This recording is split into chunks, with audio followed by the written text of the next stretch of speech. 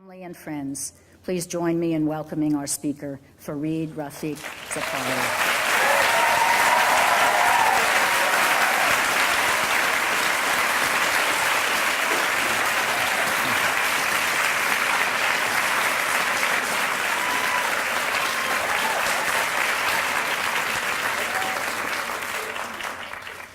Shortly after he became president, John F. Kennedy took a trip to Europe.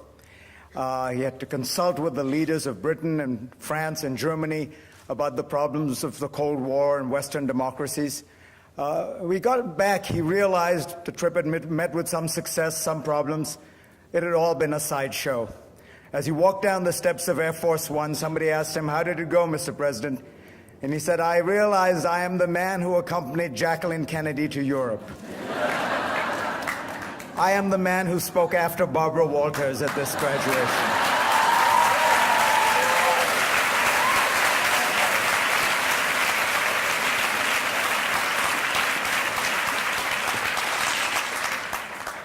President Lawrence, Chairman of the Board, John Hill, trustees, parents, members of the faculty, and of course, the reason we are all here, graduating seniors. Thank you for inviting me. Thank you for inviting me to be part of this wonderful tradition. This is one of the great moments in American life, and it is such a pleasure for me to be able to share it with you. This is actually my second Sarah Lawrence graduation. My first was in 2010, when my wife Paula got her master's in fine arts and creative writing. And I know from her absolutely glowing accounts, day after day, what a special and indeed unique place Sarah Lawrence is. Unfortunately, attending that graduation has not made my life today any easier, because the commencement speaker that day, this was 2010, was Juliana Margulies, who gave a beautiful, moving speech in which she explained that she turned down a $27 million TV contract to follow her muse and do off-Broadway shows in New York.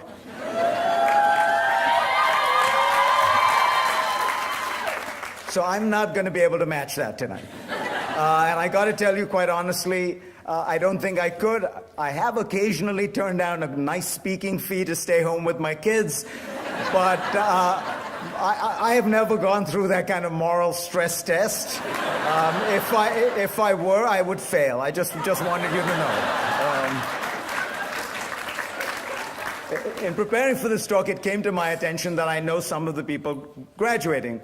Actually, I know the parents. That's when you know you've passed a certain age. You see, I still think of myself as vaguely postgraduate, and then I get these emails from people telling me that their children or their nieces are graduating, and I realize, okay, this is the time you start stocking up on the Metamucil. There's actually nothing like having young kids to remind you how old you are. Our 6-year-old Sophia recently learned in school that there was a time in human history when salt was the most precious thing in the world. So she tells me that and then pauses and says, "Daddy, when you were young, was salt very expensive?" Anyway, once I got over the fact that I was a generation removed from the graduates, I was delighted to learn that there is a celebrity amongst you, a quiet celebrity of sorts who hasn't gotten the attention she deserves.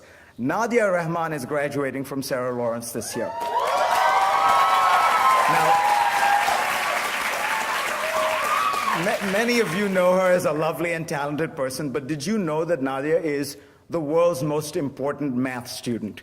You see, in 2004, at age 12, she did badly in a math test, was very shaken up by this. Imagine South Asian kid does badly in math. You know? She asked her cousin for help, but he lived thousands of miles away, so they decided to do it online using a virtual blackboard.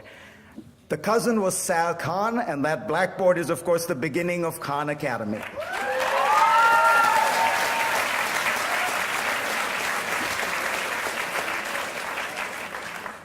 Christopher Marlowe wrote of Helen of Troy, "Was this the face that launched 1,000 ships?" Well, Nadia, you are the student who has launched 300 million lessons. So from everyone out there who's ever used Khan Academy, thank you.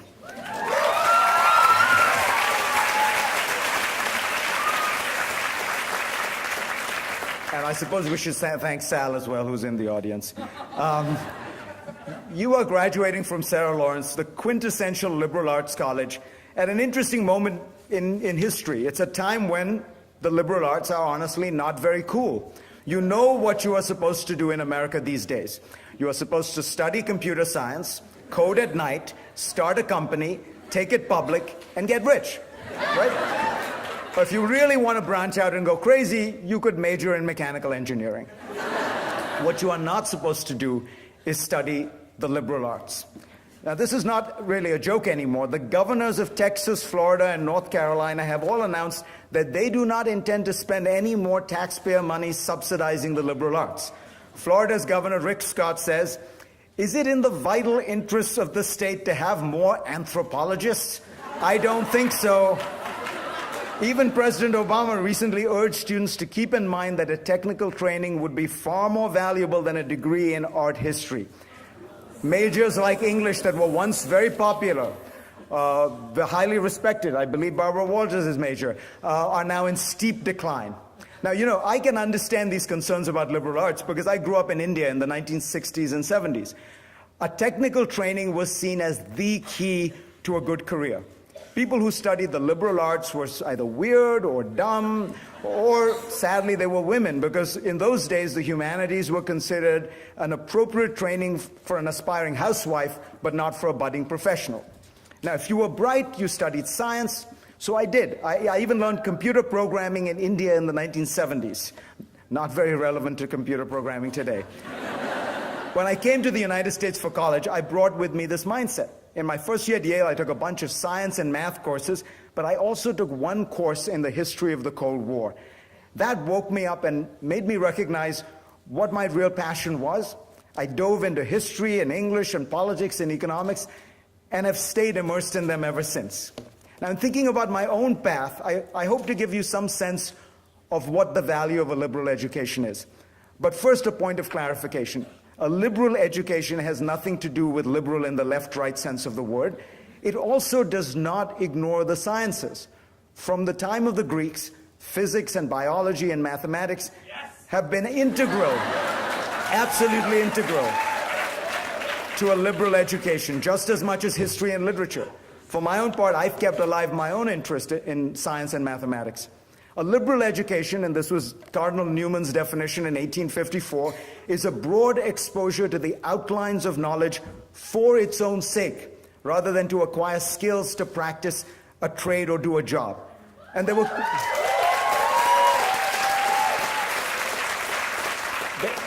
critics even then. Cardinal Newman says, people ask, to what does it lead? Where does it end? How does it profit?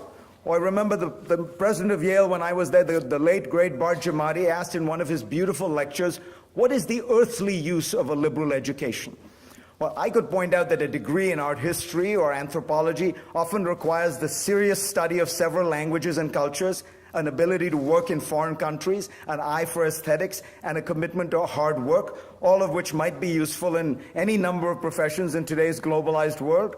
I might also point out to Governor Scott that it could be in the vital interests of his state in particular to have on hand a few anthropologists to tell Floridians a few things about the other 99.5% of humanity and how they live.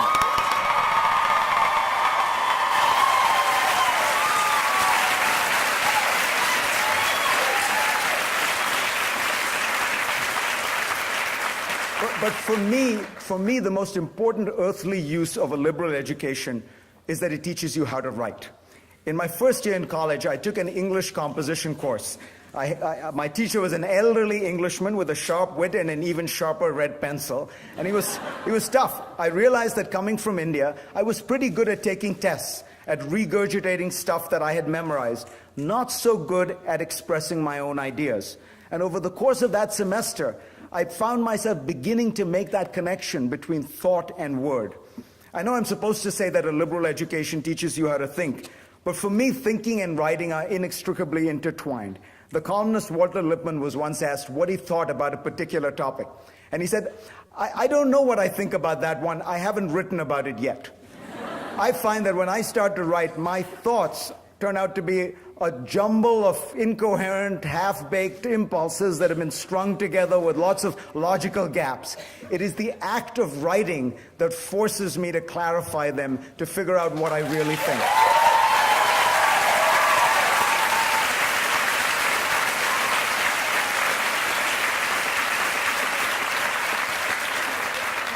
And if you think this has no earthly use, just ask Jeff Bezos, the founder of Amazon. Bezos insists that his senior executives write memos, often as long as 6 printed pages, and he begins senior management meetings with a period of quiet time, sometimes as long as 30 minutes, while everyone reads the memos and makes notes on them. Whatever you do in life, the ability to write clearly, cleanly, and I would add quickly, will prove to be an invaluable skill. And in many ways, that is the central teaching of a liberal education. The second great advantage of a liberal education is that it teaches you how to speak and speak your mind. Again, a big contrast between school in India and college in America was that I realized an important part of my grade was talking. My professors were going to judge me on the process of thinking through subject matter, presenting my analysis and conclusions out loud. The seminar, which is in many ways at the heart of a liberal education and at the heart of this college, teaches you that. Teaches you to read, analyze, but articulate. And being articulate is reinforced in the many extracurricular activities that surround every liberal arts college. Theater, debate, political unions, student government, even protest groups. Right? You have to get people's attention and convince them of your cause. Speaking clearly and concisely is a big advantage in life. You have all surely noticed that when somebody from Britain gets up and talks in class, he gets 5 extra points, right? In fact, British education and British life have long emphasized and taught public speaking through a grand tradition of poetry recitals, elocution, debate, declamation. It all makes a difference. The accent helps too, of course. The final strength of a liberal education is that it teaches you how to learn. I now realize that the most valuable thing I learned in college was not any specific set of facts or piece of knowledge, but rather how to acquire knowledge. I learned how to read an essay closely, find new sources, search for data to prove or disprove a hypothesis, figure out whether an author was trustworthy. I learned how to read a book fast and get its essence, an invaluable skill. And most of all, I learned that learning was a pleasure. It was an adventure. Whatever job you take, I guarantee you, the specific stuff you have learned at college, whatever it is, will prove mostly irrelevant or quickly irrelevant. Even if you learned to code, but did it a few years ago before the world of apps, you would have to learn anew. And given the pace of change that is transforming industries and professions these days, you need that skill of learning, relearning, and retooling all the time.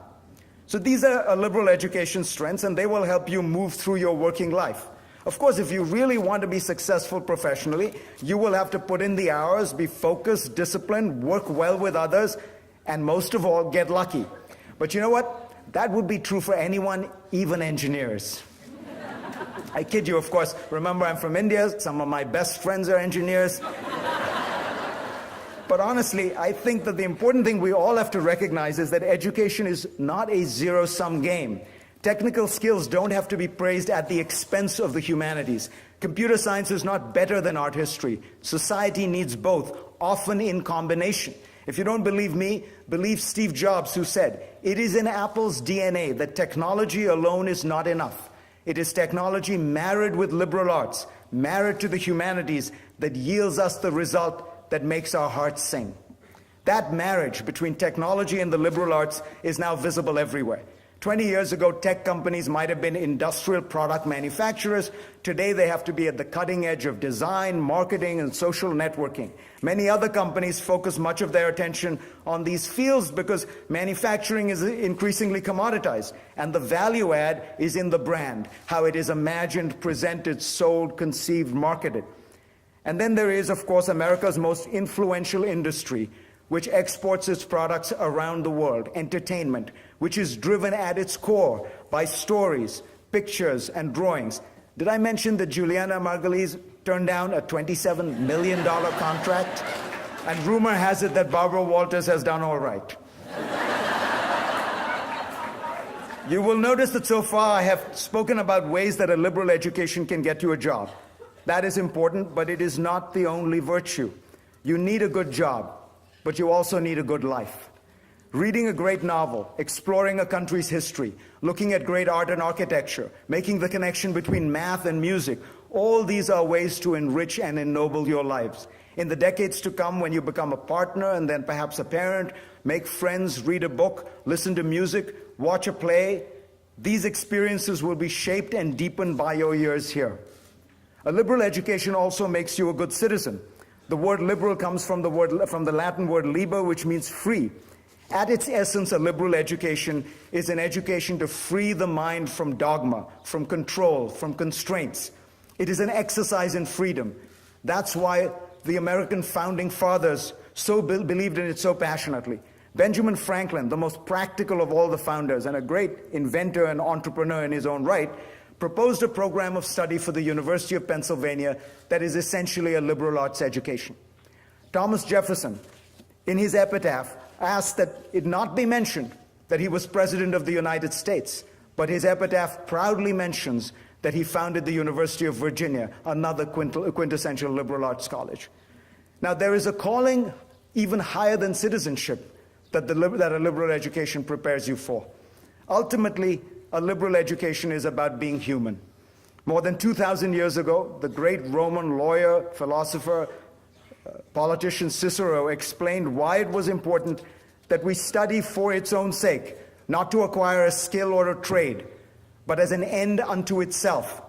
We do it, he said, because that is what makes us human. It is in our nature that we are drawn to the pursuit of knowledge. It is what separates us from the animals. Ever since we rose out of the mud, we have been on a quest to unravel the mysteries of the universe and to search for truth and beauty. So as you go out into the world, don't let anyone make you feel stupid or indulgent in having pursued your passion and studied the liberal arts. You are heirs to one of the greatest traditions in human history, one that has uncovered the clockwork of the stars, created works of unimaginable beauty, and organized societies of amazing productivity. In continuing this tradition, you are strengthening the greatest experiment in social organization in the history of the world, democracy. And above all, you are feeding the most basic urge of the human spirit, to know. How's that for a defense? Ladies and gentlemen,